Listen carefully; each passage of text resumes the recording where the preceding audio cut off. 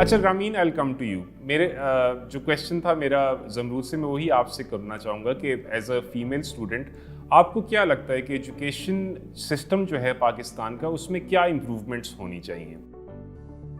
I think for girls, for girls education, जो improvement हमारी country को करनी चाहिए इज द टॉपिक कि लड़कियों को सिर्फ घर स्टे करना चाहिए और उन्हें काम नहीं करना चाहिए, उन्हें स्कूल नहीं जाना चाहिए. Yes, housework is important but to an extent. लड़कियों को एक एजुकेशन भी लेनी पड़ेगी ताकि वो समटाइम्स अपनी फैमिलीज को भी गाइड करें और कि उनकी कोई प्रोफेशनल लाइफ भी हो. As Napoleon once said, the nation's progress is impossible without trained and educated mothers. बिल्कुल दुरुस्त बात, दैट्स वेरी एक्यूरेट। अच्छा, और मुझे ये लगता है कि पाकिस्तान को ना अपनी सारी पीपल की, नॉट जस्ट गर्ल्स, के टैलेंट्स को नर्चर करना चाहिए. अच्छा नर्चर किस तरह करेंगे? थोड़ा सा, सॉरी मैं आपकी बात काट रहा हूँ, तो नर्चर करने का क्या आपके ख्याल में what is the right way to do it? किस तरीके से वो नर्चर करना? आई थिंक कि हमारी गवर्नमेंट को ना अपनी एक क्रैमिंग अप्रोच को ना इम्प्रूवमेंट करनी चाहिए. ठीक, कि जो वो बच्चों को quote on quote कहते हैं ना कि इस चीज को रट लो, which is extremely wrong. Yes, you have to cram one or two things in a book that are extremely important, but you can't cram everything. क्योंकि इवन अगर आप टॉपर्स को पूछे जिन्हें मैट्रिक्स टॉप किया है, जिन्हें बहुत ज्यादा टेस्ट को टॉप किया है, आप उनसे कोई भी उन्हें मैथमेटिकल क्वेश्चन दे दे, लेकिन अगर आप उनसे पूछिए ये चीज आपने क्यों ऐसे आंसर किया है, they will not be able to tell you. ठीक, मतलब आप ये कह रही हैं कि जो कॉन्सेप्ट्स होते हैं वो पढ़ तो रहे हैं और वो उसको याद करके एग्जाम्स क्लियर तो कर जाते हैं, बट कॉन्सेप्ट्स क्लियर नहीं होते उनके. और इसकी एक बहुत बड़ी एग्जांपल ये है कि पाकिस्तान का एक काफी एवरेज आईक्यू है. अगर आप सराउंडिंग कंट्रीज को देखें तो Pakistan has an extremely average IQ.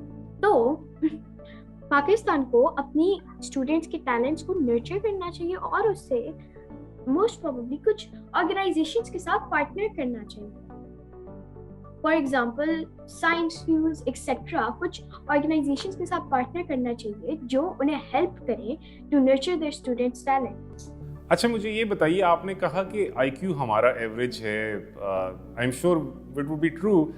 कोई ऐसी एक्सरसाइजेज हैं जो बच्चे कर सकते हैं to improve their IQ level, या जो जनरली जो है उनकी जो है ना मेंटल एबिलिटी जो है उसको इम्प्रूव कर सके? ऐसी कोई टेक्निक्स या एक्सरसाइज हैं जो आप खुद भी कभी की हो, या अगर आपने नहीं की लेकिन आपको पता है, वो हमारे साथ आप शेयर कर सकें? मैं हर सुबह ना उठती हूँ, like I have a black board in my room, like a white board, sorry. मैं उसके पास जाती हूँ और लाइक मैं रात को ना हमेशा कोई भी जो मैंने क्वेश्चन किया हुआ है ना, जो मुझे डिफिकल्ट लगा हुआ है, मैं उसे लिख देती हूँ और फिर सुबह बैठ के मैं उसे फिर से देखती हूँ और उसका आंसर मैंने साइड पे लिखा हुआ होता है, लेकिन मैं उसे बाद में देखती हूँ. मैं सबसे पहले क्वेश्चन को देखती हूँ और कहती हूँ अच्छा ये मुझे डिफिकल्ट क्यों लगा था, और फिर मैं अपने आप कोई आंसर सोच लेती हूँ. फिर अगर मेरा आंसर गलत है फिर मैं चेक करती हूँ व्हाई, और अगर मेरा आंसर ठीक है फिर भी मैं चेक करती हूँ कि मैंने ये आंसर ठीक कैसे आंसर किया, रात को मैं क्यों नहीं कर सकती. बिल्कुल ठीक है. सो आप ये कह रही हैं कि कोई भी बेसिक मैथमेटिक्स हो, बेसिक इंग्लिश हो, व्हाटएवर द सब्जेक्ट इज, लेकिन ये है कि उसको बस प्रैक्टिस करनी पड़ेगी. हाँ प्रैक्टिस करनी है, उसके बारे में सोचने की ज़रूरत है, समझने की ज़रूरत है. बिल्कुल ठीक है, that's a very good advice. अच्छा और ये चीज सिर्फ जी जी जी, और अच्छा ये चीज सिर्फ तब करनी चाहिए, सॉरी टू इंटरप्ट यू, ये चीज तभी करनी चाहिए व्हेन यू रिलैक्स. जब आप स्ट्रेस्ड आउट हो तब आप बोर्ड पे देखोगे, आप कहोगे यार ये तो इतना डिफिकल्ट है टू डू. लेकिन अगर आप रिलैक्स्ड हो, like let's say you woken up from a nap, आप उधर बस जाके उसके साथ बैठो. बिल्कुल ठीक है, थैंक यू वेरी मच. अच्छा जमरूद, मैं आपसे ये पूछना चाह रहा हूँ, आप स्कूल जाती हैं और आपने कुछ सिचुएशन का जिक्र भी किया कि तालीम के हालात आपके इलाके में अच्छे नहीं हैं. मुझे ये बताएं, जो आपका क्लासरूम है या जो आपका स्कूल है, आपको कभी ख्वाहिश होती है कि काश कुछ ये चीज़ें जो है चेंज हुई होती या हो सकें तो हमारी तालीम बेहतर हो सके? जिस तरह मतलब स्कूल की बाउंड्री वॉल भी होती है, स्कूल में इलेक्ट्रिसिटी का भी मसला होता है, पेंट भी ख़राब होता है अक्सर, कभी कभार पानी भी नहीं होता। ऐसी कोई चीज़ है जो आप समझती हैं कि अगर आपके स्कूल में ये फैसिलिटीज़ ज़्यादा बेहतर हो जाए तो हमारी तालीम जो लड़कियां हासिल कर रही हैं उनकी तालीम भी बेहतर होगी, या जो और लड़कियां हैं वो भी मोटिवेट होंगी स्कूल में एडमिशन लेने के लिए? सर मैं ये कहना चाहती हूँ कि हमारे जो स्कूल में जो वो है कि ये है कि हमें स्कूल में बहुत ज़्यादा होमवर्क दी जाती है। जब हम स्कूल में जाते हैं तो जो चीज़ बुक में भी है लेकिन टीचर कहती है नहीं आपने इसे कॉपी में भी उतारना है, तो हम पूरा दिन स्कूल में होमवर्क करते हैं और जब हम घर आते हैं तो हम रात को पूरा बैठ के होमवर्क करते हैं। हम फिर अगले दिन वापस जाते हैं स्कूल, वापस हमें होमवर्क दी जाती है। कभी हम ये बैठ के नहीं सोच सकते कि हम किस तरह अपने बाकी के स्किल्स ठीक करें।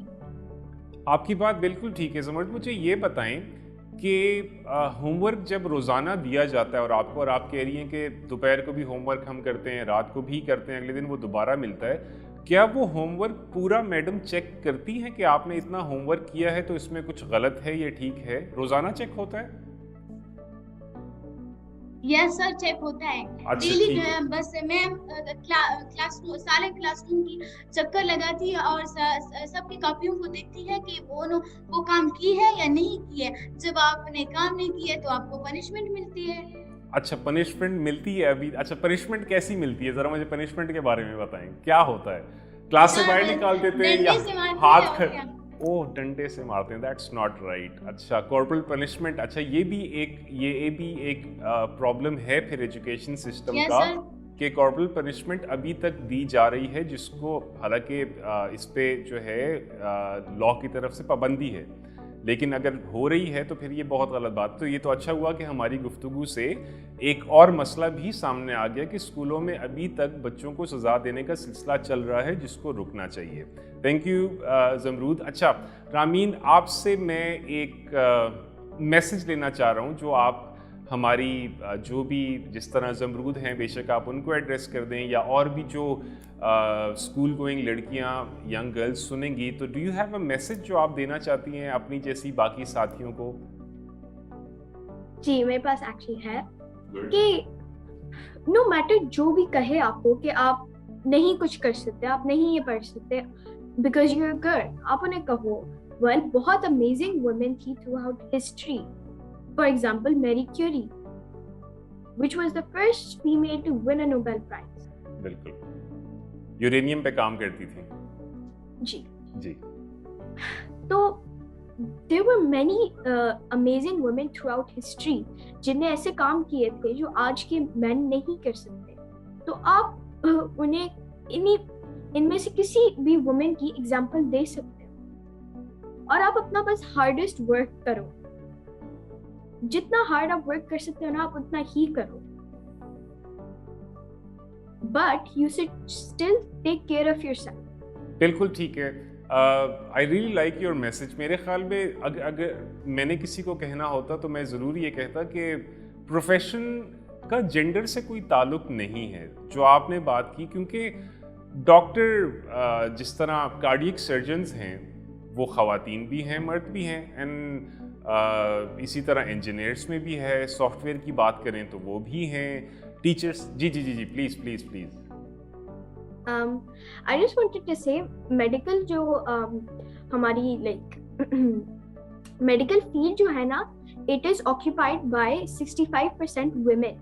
Right, very good information. अच्छा, मुझे इसका आइडिया नहीं था। So this is for Pakistan या this is all across the world? All across the globe, not just Pakistan. तो ये You तो might फिर have seen that most nurses are women. बिल्कुल बिल्कुल, जो फ्रंट लाइन स्टाफ है उसमें मेजॉरिटी नर्सेज होती हैं। आई गेस उनको जो नर्सेज का सबसे जो कोर रिस्पॉन्सिबिलिटी होती है दैट इज़ केयर, राइट? और मेरे ख्याल में ख़वातीन से बेहतर कोई केयर कर नहीं सकता। सो इसीलिए हम नर्सेज को देखते हैं कि women are good at it. और जो इन्फॉर्मेशन आपने दी, I did not know that, so thank you very much for that. और जो मैं अपनी बात कर रहा था कि प्रोफेशन का जेंडर से कोई ताल्लुक है ही नहीं, तो हमें जो कहता है कि जी आप लड़की हैं, आप नहीं कर सकती, हमें सुनना ही नहीं चाहिए उनको, हमने अपनी एफर्ट करनी है। अच्छा ज़मरूद, मैं आपकी तरफ वापस आना चाहता हूँ। एक तो मेरा आपसे क्वेश्चन है कि एजुकेशन आपके ख्याल में, अब आपका जो है बलूचिस्तान से ताल्लुक़ है और खुजदार एक बहुत बड़ा इलाका नहीं है, छोटा इलाका है, लेकिन आप 9th क्लास की स्टूडेंट है, आपको क्या लगता है कि एजुकेशन एक लड़की के लिए कितनी इंपॉर्टेंट है? ये तो मेरा पहला क्वेश्चन है। और इसको जब क्वेश्चन का आप जवाब दे दें, एक मैं आपसे चाहूँगा कि आप अपनी जैसी लड़कियाँ जो स्कूल जा रही हैं, पाकिस्तान के मुख्तलिफ इलाके में हैं, आप उनको कोई पैगाम देना चाहती हैं तो प्लीज़ वो भी साथ दे दीजिएगा। पहले मुझे बता दें कि लड़की के लिए एजुकेशन क्यों इम्पोर्टेंट है, आप क्या समझती हैं? क्योंकि वो एक अच्छा माहौल बना सकती है, वो एक तरबियत कर सकती है। जब आप एक मर्द को पढ़ा रहे होते हैं तो आप एक बंदे को पढ़ा रहे होते हैं, जब आप एक औरत को पढ़ा रहे होते हैं तो आप एक नस्ल को पढ़ा रहे होते हैं। और औरत के लिए तालीम बहुत अहमियत रखती है, क्योंकि जैसे कि हमारी मैम सुमेरा है, उस जैसी खुशदार में बहुत से मैम मौजूद है, लेकिन उनमें और इसमें जमीन आसमान का फर्क है।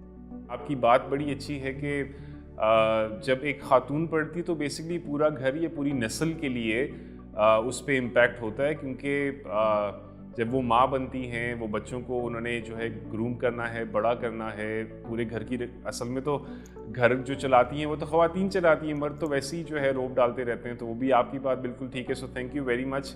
मेरे ख़्याल में मुझे तो बड़ा मज़ा आया आप दोनों की बातें सुन के, और इसके साथ हम इसको एपिसोड को क्लोज़ करेंगे।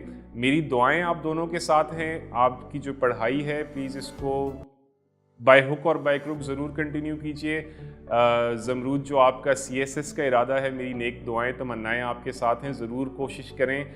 और मुझे बहुत खुशी होगी कि तकरीबन 15-1 साल बाद मैं आपको असिस्टेंट कमिश्नर आपने कहा तो मैं उसमें देखूं रूप में, तो मुझे बहुत खुशी होगी इंशाल्लाह। I hope all your dreams come true. Same to you Rameen, all the very best. और आप दोनों का बहुत शुक्रिया, आप हमारे शो में आए। यकीनन जो हमारे देखने वाले हैं उनको बहुत मज़ा आएगा और बहुत अच्छी इन्फॉर्मेशन मिलेगी। Thank you very much. Allah हाफिज़। Thank you much. अल्लाह हाफिज़। जी व्यूअर्स, आप सुन रहे थे रामीन और ज़मरूद को। उन्होंने हमें बताया कि उनके हिसाब से पाकिस्तान में एजुकेशन को क्या क्या मुश्किलात दरपेश हैं और इनके हिसाब से इनका हल क्या है।